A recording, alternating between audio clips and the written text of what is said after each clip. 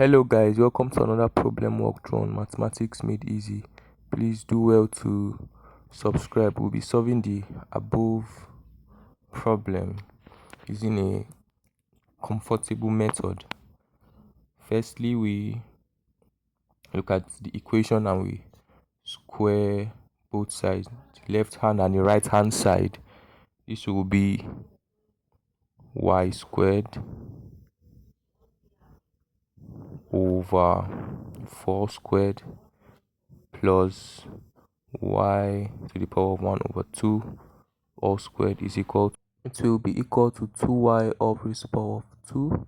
Coming down will be y squared over 16 plus y is equal to 4y squared, giving us y squared over 16 plus y over 1 is equal to 4y squared, because y over 1 is still y.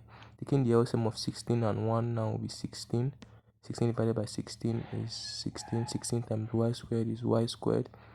Doing the same thing for y will be equal to 16y is equal to 4y squared. Then is equal to 4y squared. Then we can cross multiply from here, which will be 16 times 4y squared is 64y squared. Taking y squared to the other side to make 16y subject of formula will be 16y is equal to 64y squared minus y squared. This is 16y is equal to 63y squared, making y the subject. Dividing both sides by y, will be 16 is equal to 63y. Then making y the subject of formula here will be y is equal to 16 over 63. That is dividing both sides by 63. This is the complete solution. Y is equal to 16 over 63. This is the answer to this question. It's an unequal question, so we can't prove it.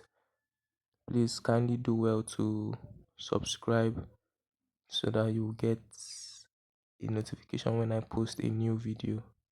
Thank you. Have a good day. Bye.